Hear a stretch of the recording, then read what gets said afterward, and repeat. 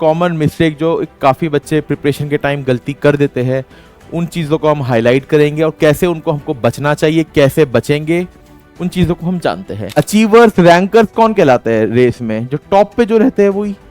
तो वो कुछ तो एफिशिएंटली कर रहे होंगे ना अपनी प्रिपरेशन में। स्ट्रैटेजी क्या होनी चाहिए आपके सिलेबस को कंप्लीट करने की? Mental health is equally important as physical health. PYQs को सॉल्व करना इज अच्छी बात, बट उसकी प्रॉपर इन डेप्थ एनालिसिस करना इज वेरी इंपॉर्टेंट। आपको पता होना चाहिए कैसे आपने पीवाईक्यू के सॉल्यूशंस को डिस्कस किया है। हेलो एवरीवन, नमस्कार, मैं और आपकी फैकल्टी यश कुमार सर। तो चलिए आज हम जानते हैं common mistakes to avoid during IIT JAM preparation 2025, जो आपका आने वाला एग्जाम है। उसमें आप लोग जो कॉमन मिस्टेक जो काफ़ी बच्चे प्रिपरेशन के टाइम गलती कर देते हैं, उन चीज़ों को हम हाईलाइट करेंगे और कैसे उनको हमको बचना चाहिए, कैसे बचेंगे, उन चीज़ों को हम जानते हैं। तो I am your faculty yes sir, आप लोग जानते हो, कोर्सेज देख चुके हो। तो this is video is basically कोई सब्जेक्ट ओरिएंटेड नहीं है। जैसे आप जानते हो, जैसे मैं मैथमेटिक्स टॉपिक पढ़ाता हूँ, बट हम आज जो डिस्कस करने वाले हैं ये हर टॉपिक के लिए एक आपको प्रिपरेशन के लिए सही गाइडेंस के लिए है, ताकि आप वो गलतियों को ना करो। तो सबसे पहली चीज, आप जिस भी आईआईटी जैम के एग्जाम की तैयारी कर रहे हो, कोई भी आपका सब्जेक्ट है, ठीक है, सबसे पहला काम आपका जो होना चाहिए, प्रॉपर तरीके से सिलेबस का एक प्रिंट आउट होना चाहिए आपके पास। एंड आई नो आप लोग बोलोगे सर पीडीएफ है हमारे पास। हाँ, आपकी बात ठीक है, पीडीएफ बहुत टाइम से लोगों के पास है, मोबाइल काफी टाइम से लोगों के पास है, ठीक है। तो पीडीएफ आई नो सबके पास है, बट मेक श्योर आप लोग एक प्रिंट आउट रखो अपने पास। नो मैटर आप सबको प्रॉपर का सिलेबस आपके माइंड में फिट हो रखा हो, तब भी प्रिंट आउट रखो। और कहां लगाना है? जहां भी आप पढ़ाई करते हो, I guess I am assuming वहां कुछ ना कुछ आपके पास लगाने का जुगाड़ तो होगा, वहीं उसको पेश कर दो आप, ठीक है। ताकि डेली आपको चलते फिरते टाइम, पढ़ाई करते समय एक आधी बार सिलेबस पे नजर लग जाए।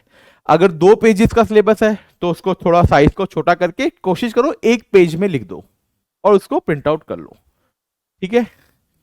उसके बाद प्रॉपर सब्जेक्ट जो आपका सिलेबस है, जो भी आपका सब्जेक्ट है, एक प्रॉपर सिलेबस को आप एक एक पॉइंट को रीड करो। एक चार्ट बनाओ, फ्लो चार्ट टाइप बनाओ आप, ठीक है। तो जिस टॉपिक से, जैसे मैं मैथमेटिक्स की अगर बात करता हूं, तो सीक्वेंस सीरीज, सीक्वेंस कितने टाइप की होती है। सिमिलरली आपके जो भी टॉपिक है आपका, जिस भी रिस्पेक्टिव सब्जेक्ट के लिए आप एग्जाम दे रहे हो, उस टॉपिक का जो एक मेजर सेक्शन है उसको उठाओ और उसके डिफरेंट डिफरेंट जो सब सेक्शन है उसको आप लिखो। प्रॉपर तरीके से हर एक चीज आप समझने की कोशिश करो, क्या एग्जाम में सिलेबस में पूछा गया है। स्टिक टू द सिलेबस, सबसे पहली चीज। दूसरी चीज जो सबसे इंपॉर्टेंट होती है, मेजॉरिटी बच्चों को क्या है ना कि पढ़ाई में लगे हुए हैं, भाग रहे हैं, दे ऑल आर रनिंग कि सर फेब में एग्जाम में बस जल्दी जल्दी सब कुछ करना है, मगअप करना है, क्रैमिंग कर रहे हो, रट रहे हो चीजों को, भाग रहे हो, फरवरी के लिए बस भागे जा रहे हो। क्या सही डायरेक्शन में भाग रहे हो? किसी ने नहीं सोचा। क्या सही तरीके से भाग रहे हो? किसी ने नहीं सोचा। देखो, रेस जब भी स्टार्ट होती है, एंड तो मोस्टली लोग कर ही लेते हैं, ठीक है, बट अचीवर्स, रैंकर्स कौन कहलाते हैं रेस में? जो टॉप पे जो रहते हैं वही। तो वो कुछ तो एफिशिएंटली कर रहे होंगे ना अपनी प्रिपरेशन में, जो हर कोई नहीं कर पा रहा। अदरवाइज भाग तो हर कोई, भागता तो हर कोई है, बट फिनिशिंग लाइन पे कुछ ही लोग जो है जो अचीवर्स कहलाते हैं। तो उन चीजों को ध्यान देना। सबसे पहला, in depth syllabus analysis before even starting your syllabus. सबसे पहली चीज, आपको सिलेबस जो पैटर्न है उसको इन डेप्थ, एकदम अंदर लाइनों में घुस घुस के आपको पूरा एनालिसिस करना चाहिए। सिलेबस में क्या पूछा जा रहा है आप लोगों से, ये नहीं इधर उधर भागे जा रहे हो। जो सिलेबस में है सटीक उसी चीजों को आप प्रॉपरली टारगेट करो। उससे क्या होगा, आप सबसे पहले तो टॉपिक की बेटर अंडरस्टैंडिंग के लिए आपको क्लियर होगी, आपको टॉपिक की क्लैरिटी ज्यादा होगी। दूसरी चीज, इररिलेवेंट टॉपिक्स पे अपने आप को टाइम मत इन्वेस्ट करना। बहुत बच्चे क्या सोचते हैं, हायर टॉपिक पढ़ लेते हैं। जैसे आप अगर आईआईटी जैम की प्रिपरेशन कर रहे हो, तो क्योंकि मोरल ये आईआईटी जैम वाला जो सिलेबस है ये सीएसआर नेट में भी आता है, राइट। तो बच्चे सोचते हैं कि हम नेट लेवल के क्वेश्चंस भी ट्राई कर लेते हैं, जो जैम के सिलेबस जो कॉमन है उसके क्वेश्चंस को ट्राई कर लेते हैं। बट नेट में क्या होता है, आजकल क्वेश्चन कॉन्सेप्ट्स को मिक्स करके पूछा जा रहा है। तो बच्चा सोचता है कि हमारा भी पूछा गया, तो आपका जो सिलेबस है कॉन्सेप्ट उसी से पूछा जाएगा, आगे से नहीं पूछा जाएगा। जो आपका सिलेबस है आप उसी पे ही स्टिक करके रहो। हायर दूसरे जो एग्जाम्स है उसके क्वेश्चन प्रैक्टिस करने से बच्चा सोचता है, फिर अपना उसकी line of thinking he change हो जाती है। वो सोचता है कि दूसरे टॉपिक्स पढ़ लेता हूं, क्या पता यहां से क्वेश्चन आ जाए, तो क्या पता के चक्कर में वो नई डायरेक्शन में चला जाता है और जो सिलेबस की जो एक्चुअल में डिमांड है उसको वो फुलफिल नहीं कर पाता। तो याद रखना, don't waste time don't waste time in studying irrelevant topics. जो आपके सिलेबस में पूछा गया है केवल उसी पे सटीक रहो थ्रू आउट योर प्रिपरेशन। अगर ये भी मान के चलता हूं आज भी आपकी प्रिपरेशन 0 है, फरवरी तक आप बिल्कुल 0 से हीरो तक बन सकते हो। Prioritize the topic according to their weightage. अगर आप लाइव लेक्चर देख रहे हो या ऑफलाइन लेक्चर रिकॉर्डिंग देख रहे हो, आप सबसे पहले टॉपिक्स को रीड करो, सिलेबस को, उसके बाद वेटेज आपको पता चल जाती है। हर बच्चे को पता होता है कि इस सेक्शन से क्वेश्चंस पक्का आएंगे, बट फिर भी हम उस सेक्शंस को इंपॉर्टेंस नहीं देते। हमारी आदत है आसान आसान पहले पढ़ लेते। नहीं, हमें हमें एग्जाम क्लियर नहीं करना, हमें सब 100% मार्क्स नहीं लाने इसमें। हमको एक रिस्पेक्टिव स्कोर चाहिए, एक इज्जत से हमको स्कोर मिल जाए, ताकि कोई भी आईआईटी हमको एंट्रेंस में, जो भी आईआईटी हमको चाहिए वहां पे हमको एडमिशन मिल जाए। पहला टारगेट हमारा होना चाहिए, अपनी सर छुपाने के लिए जगह चाहिए हमको, मतलब एक आईआईटी चाहिए जिसमें एडमिशन हो जाए। सेकंड होना चाहिए भाई अपनी ड्रीम कॉलेज, आपको ड्रीम आईआईटी जो भी आपकी है, हालांकि सारी आईआईटी अच्छी है, बट जो भी आपका ड्रीम कॉलेज है उसके लिए आपको फिर तैयारी करनी। तो पहले काम तो यह है, सिलेबस को इन डेप्थ एनालिसिस करो एंड प्रायोरिटाइज करो कौन से टॉपिक से, कौन से सेक्शन से ज्यादा मार्क्स का क्वेश्चन आता है, फिर उसको थोड़ा ज्यादा इंपॉर्टेंस दो। ठीक है, जैसे मैथमेटिक्स में पॉइंट सेट टोपोलॉजी है, सिलेबस में नहीं है, बट वो टॉपिक से क्वेश्चंस आते हैं, क्लासेस में हम करवाते भी है, आपको फ्री लेक्चर्स भी यूट्यूब पे हमारे लेक्चर, हमारी प्लेलिस्ट में आपको अवेलेबल है। तो टॉपिक्स हमने क्लास में प्रॉपरली आपको समझाए हैं। ठीक है, तो इन depth analysis is very important. I hope आप लोगों को समझ आ गया हो। प्रिपरेशन स्टार्ट करने से पहले 1 हफ्ता लगा लो, बेशक कुछ भी तैयारी शुरू मत करो, कहां से पेपर आना है ये पता लग गया तो आप समझ लो 30% प्रिपरेशन आपकी हो गई without even touching your pen. And I am not kidding, I am being very honest and serious right now. Majority बच्चे पढ़े जा रहे हैं, अलग अलग किताबों से पढ़े जा रहे हैं, 100 और थाउजेंड्स ऑफ क्वेश्चंस को करे जा रहे हैं, बट सही डायरेक्शन एंड सही अप्रोच की तरफ आज भी वो डेविएशन है उनका। Second, right strategy to complete syllabus. अब स्ट्रेटेजी क्या होनी चाहिए आपके सिलेबस को कंप्लीट करने की? कुछ बच्चों की आदत होती है कि रट लेते हैं चीजों को। सर देखी जाएगी, अभी कौन सा आपसे वाई पूछ रहे हैं, अभी तो बस सही ऑप्शन टिक करना आना चाहिए। आपकी बात ठीक है, बट क्या without knowing the why can you answer the new question in exam? Answer is no. केवल पीवाईक्यू को रटने से, कॉन्सेप्ट के फॉर्मूले को रटने से क्या आप एग्जाम में नया क्वेश्चन अटेम्प्ट कर पाओगे? ये एक बड़ा क्वेश्चन होता है।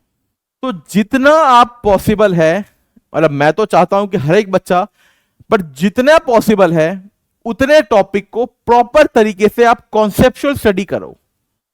ठीक है, अगर आप 100 में से 60%, 70% टॉपिक को भी प्रॉपर कॉन्सेप्चुअली आप पढ़ के आगे बढ़ते हो, एग्जाम में जाते हो, मतलब एडमिशन आपका होने से कोई भी नहीं रोक सकता, 100% आपका एडमिशन होगा। लेस क्रैमिंग, क्योंकि आपका जो 3 घंटे का जो एग्जाम होने वाला है ना, याद रखना एक बात को, आप कितनी भी प्रिपरेशन कर लो, कितनी भी प्रिपरेशन कर लो, the moment you step in the examination hall, ये मेरी थ्योरी है, मैं ऐसे हमेशा बच्चों को समझाता हूं, आप कितनी भी तैयारी कर लो, the moment you step into the examination hall, your preparation goes down to 50% of your preparation. उसका एग्जैक्टली आधा हो जाता है। मेरा मतलब समझो आपने 80% तैयारी करी, भाई आप एग्जामिनेशन हॉल में एंटर कर रहे हो और आप 80% तैयारी के साथ जा रहे हो।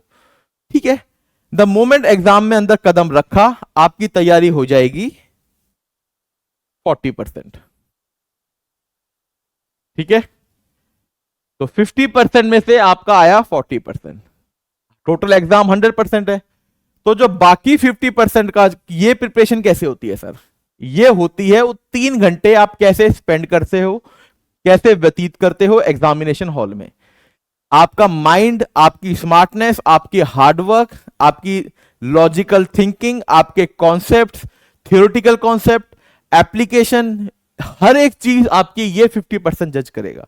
वो 3 घंटे आप कैसे स्पेंड करते हो, क्वेश्चन जब नहीं आते, जब किस तरीके से आपका मूड होता है, कैसे आप बिहेवियर में आपके चेंज आ रहा है, पैनिक कर रहे हो, या ये थिंकिंग है कि अरे देखी जाएगी, जो होगा होगा, आगे बढ़ते हैं, अगला क्वेश्चन आ जाएगा। सारे क्वेश्चन थोड़ी अटेम्प्ट करने हैं हमको, हमको तो 40-50 नंबर लाने हैं, 100 नंबर का पेपर है। तो ये थिंकिंग अगर आपकी रहती है तो 50% में से अगर आप 40% भी अटेम्प्ट कराते हो तो आपका देख लो ओवरऑल 80% हो गया, एंड आपको कोई भी नहीं रोक सकता इतने अच्छे सक्सेस रेशियो के साथ कि आपका एडमिशन ना हो पाए। ये आपकी थिंकिंग होनी चाहिए। वहीं कोई बच्चा है, अगर वो 20% ही प्रिपेयर करके जाता है, बट एग्जाम में वो बहुत अच्छा प्रिपेयर अटेम्प्ट कर लेता है, 40% यहां भी है, तो 60% उसका भी कोई बैड स्कोर नहीं है, आईआईटी उसको भी मिल जाएगी। कुछ बच्चे ऐसे हैं जो सोचते हैं सर केवल 40% ही पढ़ा, 10% रह गया हमारा, मतलब 80% था, 20% रह गया, तो यहां 40 बन गया। इस डर के चक्कर में उनको आता ही नहीं है एग्जाम में, जो फियर है आपके अंदर, डर बैठा हुआ है एग्जाम का, क्वेश्चन गलत होने का, वो डर कभी उन्होंने उसको टैकल किया ही नहीं, और यहां पे वो गलती कर जाते हैं और 10% ही अचीव कर पाते हैं। किया कराए भी 1+2 को 5 लिख के आ जाते हैं। कहते हैं जो सिली मिस्टेक्स होती है वो यहीं से ही होती है। तो 40+10 50, एग्जाम नहीं हो पाएगा। तो आई होप वो 3 घंटे की आप अहमियत समझ गए। पिछले इतने टाइम की आपकी सारी मेहनत केवल 50% कॉन्स्टिट्यूट करती है, and the 3 hours they constitute 50%। तो वो 3 आवर्स आपके कॉन्सेप्ट बिल्डिंग इन सब पे फोकस का होगा। लेस क्रैमिंग, क्रैमिंग का मतलब रटना, कम रटो।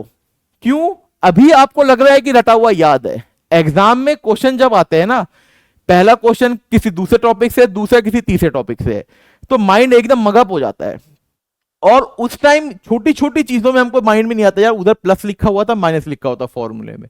तो छोटे छोटे अपने हिंट टिप्स, आप लोग देखोगे मैं क्लास में मैं टिप्स लिखवाता हूं, वो इसलिए लिखवाता हूं ताकि आप लोगों को चीजें याद भी हो जाए कैसे पढ़ाया गया था, तो फिर खुद से आप फॉर्मूले को डिराइव कर पाओ।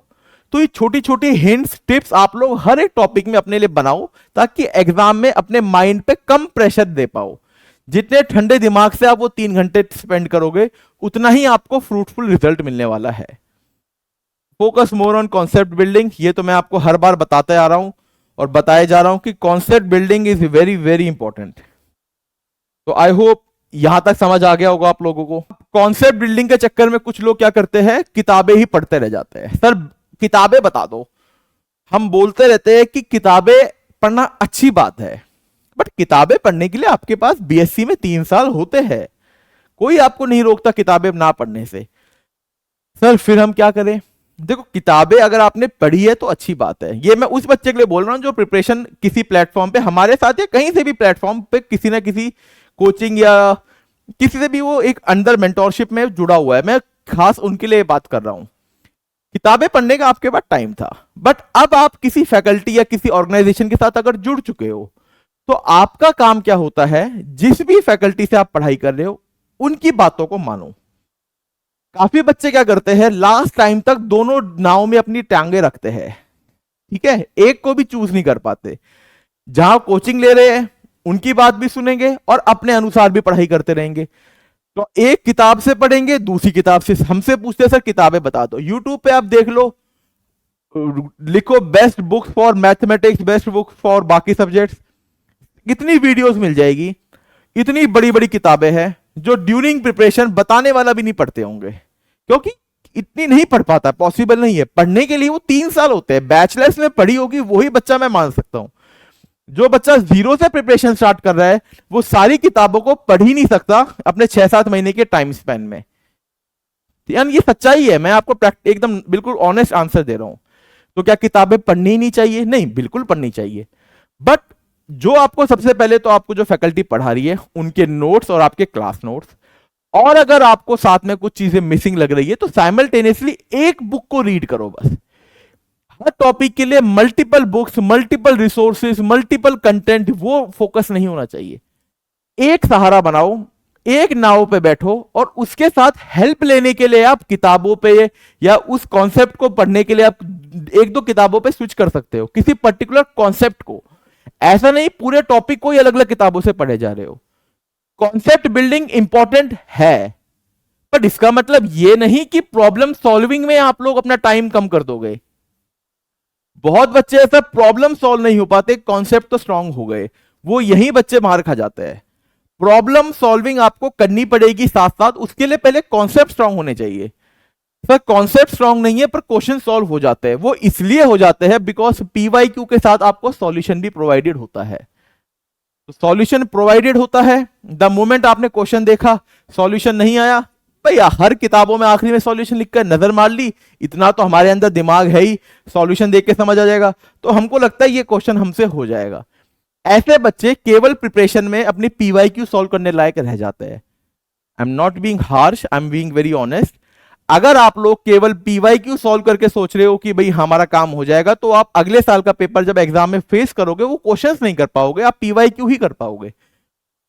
मेरा मतलब उसके नेक्स्ट साल जब 25 के बाद 26 की तैयारी करोगे तो 25 के क्वेश्चंस फिर वो पीवाईक्यू की जगह जब बुकलेट में आ जाएंगे ना, तो आप उसके सॉल्यूशंस को रीड करोगे। तो कॉन्सेप्ट बिल्डिंग के साथ साथ प्रॉब्लम सॉल्विंग पे आपको हमेशा फोकस करना चाहिए। It should always be like, मेरा तो ये मानना है 60% प्लस 40% का रेशियो होना चाहिए। 60% आपको प्रॉपर तरीके से कॉन्सेप्ट पे फोकस करना चाहिए अपना टाइम, और 40% प्रॉब्लम सॉल्विंग। और लास्ट जब पीक ऑफ एग्जाम आ चुका है 2-3 हफ्ते पहले, देन तो उस टाइम आपका होना चाहिए 10% प्लस 90%। शुरू के टाइम में तो आप इसको 70-30 भी कर दो, प्रॉब्लम कम भी सॉल्व करो तो भी कोई दिक्कत नहीं है। बट जनवरी का जो टाइम है ना, उस टाइम तो आपका 20-80% वाला या 10-90 वाला रेशियो होना चाहिए कॉन्सेप्ट, क्योंकि उस टाइम तक आपके, मैं आगे पॉइंट बताऊंगा, उस टाइम तक आपके थ्योरेटिकल कॉन्सेप्ट काफी क्लियर हो गए होंगे, नोट्स कंटेंट तैयार है, तब तो फिर प्रॉब्लम सॉल्विंग ही बचती है। पर एक बार तो मेहनत करनी पड़ेगी, और बेटर है वो मेहनत अभी कर लो। आईआईटी जैम के थ्रू आईआईटी में जाना आसान है, उसके बाद चीजें फिर मुश्किल होती रहेगी, उतनी सीट्स नहीं मिलेगी जितनी सीट्स अब आपको मिल रही है। फॉर एग्जाम्पल जेई में सीट ज्यादा होती थी, अगर आईआईटी जाना ड्रीम था, जैम में कम, आगे पीएचडी में और भी कम, तो चीजें और आगे आगे मुश्किल होती जाएगी। थियोरेटिकल कॉन्सेप्ट होना अच्छी बात है, इंपॉर्टेंट है, बट उसके साथ साथ आपको प्रॉब्लम सॉल्विंग पे प्रॉपर फोकस करना चाहिए। Mental health is equally important as physical health. याद रखना, अपने मेंटल हेल्थ को रिस्पेक्ट करो, mental health is a very important thing. Stress लेके पढ़ रहे हो, टेंशन हो रही, नींद नहीं आ रही, हाथ कांप रहे, हवा बना रखा है टॉपिक का, एक एग्जाम है केवल, ये हो तो ठीक, ना हो तो और भी ठीक, और एग्जाम्स निकाल लेंगे। आप जिस फील्ड में जाने की तैयारी कर रहे हो, मैं पहली बात बता देता हूं, एग्जाम इतने देने हैं जिसकी कोई हद नहीं। जैम दोगे, समझो आईआईटी चले गए, आईआईटी में मिड सेम दोगे, क्विजेस दोगे, वीकली क्विजेस, सरप्राइज क्विजेस दोगे, जैसे टेस्ट होते हैं वहां पे क्विज बोली जाती है, ठीक है। मैं आईआईटी मंडी से पास आउट हूं, मतलब जिनको नहीं पता, तो क्विज होती है हमारे, वीकली क्विजेस, मंथली एग्जाम, बहुत एग्जाम दोगे। उसके बाद पीएचडी के लिए आप तैयारी करोगे, नेट गेट का एग्जाम दोगे, उसके बाद अप्लाई करोगे कहीं, एंट्रेंस एग्जाम, उस आईआईटी का एंट्रेंस एग्जाम दोगे, 2 एंट्रेंस एग्जाम होते हैं, फिर इंटरव्यू होता है, फिर पीएचडी में एडमिशन मिल गया, पीएचडी 1 साल कंप्लीट होने के बाद एग्जाम होता है। तो एग्जामों से तो डरना ही नहीं है यार, जिस फील्ड में घुस रहे हो यहां एग्जाम तो देते जाओ, या तो पास या फेल। पास में घमंड नहीं लेना, फेल में टेंशन नहीं लेनी, ये चीज होनी चाहिए। तो आईआईटी जैम के एग्जाम में अपने मेंटल हेल्थ को बिल्कुल इज्जत करना। ऐसा नहीं कि 10-10 घंटे पढ़ के ये एग्जाम डिमांड करता है, 3 घंटे 4 घंटे भी डेली अगर आप पढ़ते हो और प्रॉपर तरीके से पढ़ते हो 100% डेडिकेशन के साथ, तो आपको इस एग्जाम में कोई भी नहीं रोक सकता।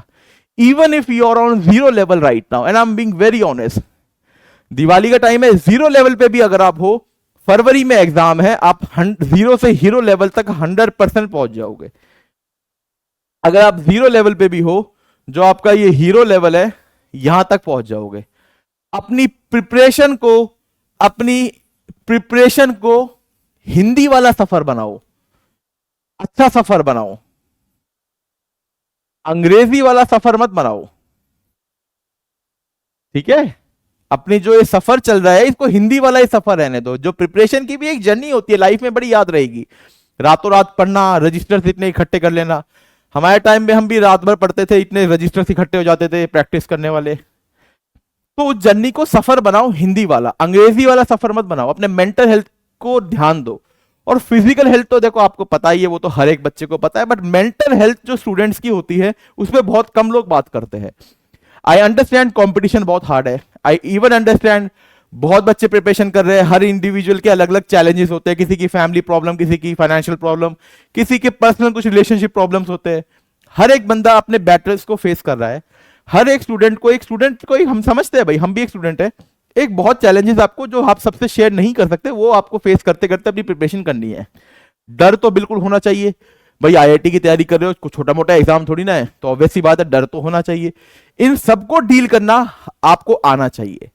तो mental health is very important. कोई ऐसा नहीं 10-10 12-12 घंटे पढ़ना है, जितना पढ़ो अच्छे से पढ़ो। Stop comparing yourself. अपने आप को डेली सोते समय शीशे में देख लिया करो, बस 2 मिनट के लिए।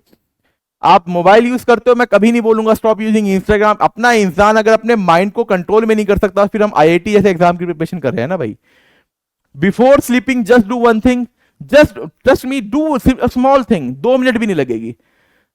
कोई भी मोबाइल ऐप खोल लो, अगर आप इंस्टाग्राम स्नैपचैट यूज करते हो, कोई भी कर लो, या अपना मोबाइल का कैमरा ऑन कर लो, केवल अपने आप को शीशे में देख लो। वही फ्रंट कैमरा तो होता है ना उसमें, अपने आप को कैमरे में देख लो। जस्ट लुक इनटू योरसेल्फ, अपनी आंखों में देख लो बस। वो 2 मिनट ही आपको आंसर कर देगी कि आपका दिन कैसा गया। I am not asking you कि to share it with someone. Parents कुछ भी बोले बोलने दो। अगर वो 2 मिनट आपने प्रॉपर तरीके से अपने आप को देख लिया एंड यू आर हैप्पी, आपका पूरा दिन कैसे स्पेंड हुआ, आप खुश हो कि हाँ भाई मैंने अच्छे से तैयारी करी, थोड़ी बहुत कम रह गई नेक्स्ट डे कर लेंगे, कोई दिक्कत नहीं। बट आंखों को देखते रहना, ऐसे नहीं कि पलक झुका दी, इसका मतलब आप कहीं ना कहीं शर्मिंदा हो, आपकी उस लेवल की तैयारी नहीं हो पा रही। एंड अगेन अगर ऐसा हो रहा है तो मेंटल लेवल पे स्ट्रेस नहीं देना, नेक्स्ट दिन अपनी तैयारी कर लेना। हमारे हाथ में हमारा फ्यूचर है, हमारा दिन है, हम सब कुछ कंट्रोल कर सकते हैं। ठीक है, तो मेंटल हेल्थ की रिस्पेक्ट करो। और फिजिकल एक्टिविटीज के लिए तो देखो कि बोलने की कोई वैसी बात नहीं है, अपनी फिजिकल एक्टिविटीज तो आदमी करता ही रहे तो बेटर है। एंड मेंटल हेल्थ पे बिल्कुल भी, क्योंकि अगर आप स्ट्रेस लेके कोई चीज पढ़ोगे, आप जितना आउटपुट दे लो इनपुट उतना नहीं आ पाएगा। आउटपुट मतलब 10-10 घंटे पढ़ रहे हो, किताबों से जो इनपुट आना चाहिए अपने माइंड में, उतना आउटपुट अच्छी तरीके इनपुट नहीं आ पाएगा। तो स्ट्रेस लेके नहीं पढ़ना, अपना बेस्ट देना है। जिंदगी में भी काश वर्ड नहीं बोलना, काश मैं ये कर लेता कर लेती, नहीं करना। ठीक है भाई, नहीं बोलना। जो करना है आज करना है, जैसा जाएंगे करेंगे, और फिर जैसा रिजल्ट आएगा हमको एक्सेप्टेड है। Okay, note making is an art and try to be a good artist. You all know my favourite dialogue, note making is an art. पढ़ाई कर रहे हो, अगर आपको आता है, आप अगर उसको लिख नहीं सकते, तो फिर मेरा तो ये मानना है आपको वो आता ही नहीं वो चीज। अगर आपको कोई चीज आती है and you can not write it down, pen it down on a paper register, then I feel you don't know that thing. Specially mathematics के लिए तो मैं ये बात बोल सकता हूं, सर टॉपिक समझ आ गया, सर क्वेश्चंस भी बन रहे हैं, बट लिख नहीं पा रहे। देखो हर टॉपिक का आपको एक समरी बनानी चाहिए, हर टॉपिक का।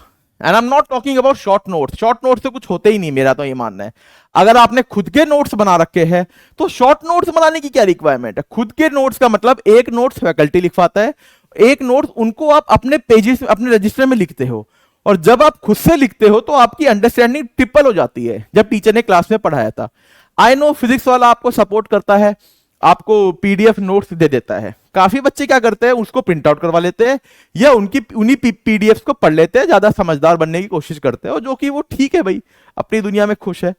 बट बेस्ट ये है जो पीडीएफ डाउनलोड हुई उससे आप अपने नोट्स खुद बनाओ। तो क्यों टाइम और रिसोर्सेज को वेस्ट करना, पेपर वेस्ट करना। आप अगर एक आधे रजिस्टर यूज कर लोगे तो कोई संसार का बुरा नहीं हो जाएगा। ठीक है, आप जब खुद से लिखोगे उन नोट्स को पीडीएफ से देखने के बजाय, आपकी अंडरस्टैंडिंग ट्रिपल हो जाएगी। एंड मैं सच्चाई बता रहा हूं, आप लिख के देखना। और जिस दिन आपने नोट्स अपने प्रॉपर बना लिए, फिर वो शॉर्ट नोट्स वाली बात नहीं रहेगी। जब मन करे और नोट्स को ऐसे रिवाइज करोगे आप, ऐसे। शॉर्ट नोट से क्या होता है, जो चीज 10 मिनट में खत्म होती थी अब 7 मिनट में हो जाएगी। और जब आप खुद से नोट्स बनाओगे ना, तो शॉर्ट नोट्स की जगह मैं तो समरी बोलना प्रेफर करता हूं कि वो छोटे छोटे समरी से बना लो बस अपनी, उसमें बस लिख लो टिप्स ट्रिक्स, ये सब चीजें लिख लो भाई, इससे ये इसका मतलब ये था, इसका ये था, उसका वो था। बस एक हर एक टॉपिक को 2-3 पेज में डिफाइन कर दो। मैं आपको बोलता हूं लिमिट, तो लिमिट बोलते ही आपके पास जो भी इनडिटर्मिनेट फॉर्म है वो सब की सब आपको लिखी होनी चाहिए। किसको कैसे सॉल्व करते हैं वो आपके माइंड में आना चाहिए बस। ये चीजें आपके माइंड में फिट होनी चाहिए और ये चीज आपको लिखी आनी चाहिए। वेरिएबल अपॉन वेरिएबल लिख रखा है, कैसे सॉल्व करेंगे, 1 सेकंड में लिखा होना चाहिए आपके माइंड में। और अगर आप ये चीजें लिख पा रहे हो तो फिर आप सब कुछ जान जाओगे। तो नोट्स अपने प्रॉपरली बनाना, और लास्ट टाइम पे लेक्चर्स मत देखना। बहुत बच्चे क्या करते हैं, नोट्स प्रॉपरली बनाते नहीं है, पीडीएफ देख के समझ आ जाता है, अच्छी बात है, बट जब यही जनवरी का जब डर आता है ना, जनवरी की सर्दी और उसका डर, उस टाइम दिक्कत क्या होती है ना, वो बच्चों को याद नहीं आता टीचर ने बोला क्या था, क्योंकि नोट्स तो बना ही नहीं। नोट्स बनाते तो बच्चा साथ साथ लिखता रहता है ना कि सर ने बताया था ये लाइन यहां से आई, तो कोने में अपना लिख भी लेगा। मैं तो टिप्स लिखवा देता हूं, ठीक है। तो फिर क्या करते हैं हम भूल जाते हैं सर ने क्या बोला था। फिर क्या करेंगे, लेक्चर खोलेंगे पूरा 2 घंटे का। 2 घंटे का लेक्चर देखने में 3 घंटे तो कम से कम लग जाते हैं, अगर आप नॉर्मल देखोगे तो, क्योंकि आई नो बीच में उठ उठ के आप लोग 3 घंटे लगा ही देते हो। अदरवाइज फास्ट फॉरवर्ड देख रहे हो तो 2 घंटे तो मान के चलो, 2 घंटे के लेक्चर में ब्रेक ब्रेक लेते हो तो 2 घंटे लग जाएंगे। 2 घंटे लगा के आपने वो चीज जानी जो अगर आप पहली बार जब देख रहे थे तभी लिख देते तो 2 मिनट नहीं लगती। तो लास्ट टाइम पे लेक्चर्स पे मत डिपेंड होना, अपने नोट मेकिंग प्रॉपर रखना ताकि आपको इधर उधर भटकना ना पड़े लास्ट टाइम पे। Make your own daily study plan, वही सेम बात। अपने आप को जब शीशे में देखोगे आप, और अगर आप पल के नीचे झुक रही तो आपको पता है आपके पूरे दिन में कहां कहां गलतियां हुई है, आप सबको पता है। Stop asking your faculty sir study table study plan बना दो, कोई बच्चे नहीं हो आप लोग, ठीक है। गूगल कर रहे हो कि कैसे हाउ टू स्टडी एफिशिएंटली, कैसे हम पढ़ाई करें 10-10 घंटे, ऐसा नहीं होता। सबके डिफरेंट चैलेंजेस होते हैं। अगेन आई एम सेइंग, कोई मॉर्निंग पर्सन होता है सुबह जल्दी उठ जाता है, किसी की कोई जिम्मेदारियां होती है जो रात में लेट तक सो पाता है तो रात में पढ़ाई करता है। जो आपको सूट करता है, जो आपकी बॉडी आपकी सराउंडिंग आपको हर चीज को सूट करता है, उसके अनुसार आप अपना डेली दिनचर्या में से 3 से 4 घंटे निकालो जिसमें आप प्रॉपर तरीके से फुल और डेडिकेशन के साथ पढ़ लो। याद रखना, फुल डेडिकेशन के पढ़े हुए 2-3 3-4 घंटे भी मन मार के 8-10 घंटे के बराबर होते हैं। अगर मन मार के जबरदस्ती पढ़ाई कर रहे हो तो 10 घंटे is equivalent to 2-3 hours of full dedication of study. तो प्रॉपर अपना खुद का स्टडी प्लान बनाओ, जब मन कर रहा है तब बनाओ, और during preparation always focus on simultaneously 2 subject को लेके चलो। हम एक इंसान होते हैं, ज्यादा एक ही टॉपिक को बार बार पढ़ते रहेंगे ना तो एक तो टाइम कंप्लीट होने में भी टाइम ज्यादा लगता है, क्योंकि हम बोरियत फील करने लग जाते हैं, एक मोनोटोनस राइड हो जाती है। लाइफ में किसी को भी स्ट्रेट हाईवे पे, अगर हाईवे कह रहा हूं सॉरी, अगर कोई झूला मिल जाए आपको और सीधा चलने वाला झूला दे देंगे, क्या मजा आएगा आपको? नहीं ना। हमें क्या पसंद आता है? Ups and downs. हमें अप्स एंड डाउन्स पसंद आते हैं। तो लाइफ में भी अप्स एंड डाउन्स हो तभी मजा आता है थोड़ा बहुत, ठीक है, वरना तो लाइफ बहुत मोनोटोनस हो जाती है। ये roller coasters are actually fun. तो मेक श्योर जो आपके स्टडी प्लान होंगे, कभी नीचे का होगा, कम पढ़ाई हो पाएगी, कभी बहुत ज्यादा हो जाएगी, कभी थोड़ी सी अच्छी फिर थोड़ी बेकार, तो ये सब चलता रहेगा लाइफ में, इसमें पैनिक नहीं होना। अपना स्टडी प्लान बनाओ, 10-20% plus minus deviation is allowed, we all are humans, हमसे भी नहीं फॉलो हो पाता, बट डेली एक चीज को रिपीट करना, सोते समय शीशे में देख लेना, बस, ठीक है। ये कुछ गलतियां हैं, अगर आप इनको हैबिट्स को आप अपने लाइफ में इन्वॉल्व कर लोगे ना तो आप कभी भी मार नहीं खाओगे। आपकी प्रिपरेशन जिस लाइन में होनी चाहिए उसी डायरेक्शन में होती रहेगी और 100% रिजल्ट आएगा। Not solving IIT jam PYQs efficiently, ये चीज तो मैक्सिमम बच्चों के डाउट्स रहते हैं। सर सारे पीवाईक्यू हो गए, अब क्या करें? कुछ के तो पीवाईक्यू नहीं होते, बाकी सारे क्वेश्चंस हो जाते हैं। अरे भाई, आप लोगों के लिए याद रखना, आपके लिए 2 ही चीज सब कुछ है। सबसे पहले सिलेबस अच्छे से पढ़ना और फिर पीवाईक्यूज। एक एक क्वेश्चन का प्रॉपर तरीके से आपको सॉल्यूशन डिस्कस करना चाहिए, हर एक चीज प्रॉपर तरीके से एफिशिएंटली। आई होप मेरी बात समझ आई हो। एक एक सॉल्यूशन का ये वाला सॉल्यूशन क्यों आया, इसका पीछे लॉजिक क्या है, कैसे आप करोगे, ठीक है। एक एक चीज आपको समझ आनी चाहिए। सबसे पहले आपको इन 2 चीजों को कंप्लीट करना चाहिए। पीवाईक्यू को केवल ऐसे सॉल्व मत करो कि आपको आंसर मिल जाए। 4 ऑप्शन है, एक ऑप्शन मिल गया, खुश मत होना। 3 ऑप्शन गलत क्यों हुए, इस पे फोकस करो, क्योंकि ये पीवाईक्यू है, एग्जाम का क्वेश्चन नहीं है। हर एक ऑप्शन पे फोकस करो कि वो गलत क्यों हो रहा है, ठीक है। एग्जाम में कई बार ऐसा होगा, आप 4 ऑप्शन में से 2 को हटा सकते हो, बाकी 2 में फंस जाओगे। पूरे क्वेश्चन को सॉल्व करोगे, टाइम कंज्यूम होगा। बट अगर आपने पीवाईक्यू के सॉल्यूशंस का एनालिसिस प्रॉपरली कर रखा है, जो क्वेश्चन का ऑप्शन ठीक है क्यों ठीक है, जो ऑप्शन गलत है क्यों गलत है, ये सब चीजें आप जान गए हो, तो वो ऐसे क्वेश्चंस आपको बहुत जल्दी गलत ऑप्शन को एलिमिनेट इरेडिकेट करने में हेल्प मिलेगा। आप खुद देखना प्रिपरेशन में, अगर आप ये छोटी मोटी टिप्स एंड ट्रिक्स को ऐड कर लेते हो अपनी लाइफस्टाइल में, अपनी प्रिपरेशन में, तो आपको रिजल्ट 100% गारंटी मिलेगा। तो पीवाईक्यूज को सॉल्व करना इज अच्छी बात, बट उसकी प्रॉपर इन डेप्थ एनालिसिस करना इज वेरी इंपॉर्टेंट। आपको पता होना चाहिए कैसे आपने पीवाईक्यू के सॉल्यूशंस को डिस्कस किया है। ये सब हो जाए, ये सब हो जाए, उसके बाद आपको जाना चाहिए टेस्ट सीरीज पे। इससे पहले टेस्ट सीरीज पे जाना इज वेरी बेवकूफी। बहुत बच्चे क्या करते हैं, सर ये नहीं हुआ, ये नहीं हुआ, चलो ये जैसे तैसे, तो ये तो रट लेता है बच्चा, इस पे चले जाते हैं। सबसे बड़ी गलती, आपका टेस्ट सीरीज से करने का कोई फायदा नहीं, पीवाईक्यू करने का कोई फायदा नहीं अगर सिलेबस ही फिनिश नहीं हुआ तो। एग्जाम में क्वेश्चन रिपीट नहीं होते, कॉन्सेप्ट रिपीट होते हैं। ये सब उन बच्चों के लिए होता है जिनको इसका आइडिया हो। ऐसा ना हो सिलेबस बिल्कुल भी फिनिश नहीं हुआ और हम डायरेक्टली चले गए टेस्ट सीरीज पे। बहुत बच्चे देखे सर टेस्ट सीरीज में करते रहते हैं, कुछ क्वेश्चन जो नहीं है उससे सिलेबस को, वो चीज अच्छी आइडिया नहीं है। मैं आपको नहीं सजेस्ट करूंगा कि ऐसे आप आगे अपनी प्रिपरेशन को बढ़ाओ। पहले सिलेबस फिनिश करो। अगर दिसंबर एंड तक सिलेबस फिनिश हो रहा है तो भी क्या दिक्कत है यार, जनवरी पूरी अपनी है। 31 दिन और एक आधे दिन फरवरी के भी हटा दो, पूरे 31 दिन अपने हैं। डेली एक पेपर भी दोगे तो 31 पेपर कौन देता है टेस्ट सीरीज में। तो दूसरे से कंपेयर तो करो ही मत अपने आप को। सर मेरा फ्रेंड है अक्टूबर में सारा सिलेबस फिनिश हो गया, वो तो टेस्ट सीरीज कर रहा है, करने दो भाई। आपको आपके करा हुआ ही काम आएगा। आपको 31 दिसंबर तक इतना टारगेट रख लो, सारा सिलेबस फिनिश हो जाना चाहिए। 1 महीना बचा, उसमें आप अपना टेस्ट सीरीज कर लेना। And by syllabus completion I mean जो साइमल्टेनियसली पीवाईक्यू डीपीपी जो आपके क्लास में सॉल्व होते रहते हैं उस पर आप साथ साथ कर रहे हो। टेस्ट सीरीज को तभी हाथ लगाओ, उससे पहले आपकी पीवाईक्यूज और हम जो क्लासेस जैसे फिजिक्स वाला में आप अगर आप हमारे साथ पढ़ रहे हो तो आपको डीपीपीज मिलती है, वो आप साथ साथ सॉल्व कर रहे हो। सिलेबस कंप्लीशन में ये 1 और 2 दोनों चीजें पैकेज है, ये दोनों चीजें इन्वॉल्व है। ये अगर आप 31 दिसंबर तक कर लेते हो, फिर जनवरी में आप टेस्ट सीरीज लगाओ। जिस बच्चे का सिलेबस हो चुका है वो तो टेस्ट सीरीज अभी लगानी चाहिए। उसके पास बेनिफिट क्या है, उसको पता चल जाएगा भाई टेस्ट सीरीज में गलतियां कहां कहां हो रही है, तो उन गलतियों को वो प्रॉपरली जनवरी के टाइम में और अपने आप को अच्छा इंप्रोवाइज वर्जन तैयार कर लेगा। अगर आपका सिलेबस कंप्लीट नहीं हुआ तो आप अपनी जर्नी खुद बनाओ, अपना पाथ खुद बनाओ। Stop comparing yourself with others. ठीक है, यू आर, मतलब आपको खुद अपनी जर्नी लिखनी है भाई, खुद आपको अपना सक्सेस के लिए अपना रास्ता ढूंढना है। हमने आपको समझा दिया। ठीक है, अगर आपको पता है आप अभी किस लेवल पे हो, 0% तैयारी है, 50, 20, 30, 40, 70, 100, जिस लेवल पे तैयारी है, यू नो दिन तो कम होने वाले नहीं है। जन नवंबर जितने मंथ का होता है उतने मंथ का रहने वाला है, दिसंबर जितने मंथ का है उतने मंथ का रहने वाला है, जनवरी जितने डेज का है उतने डेज मंथ का, मतलब जितने डेज का जनवरी है उतना ही रहने वाला है। किसी भी महीने के दिन कम नहीं होने वाले आपकी प्रिपरेशन से।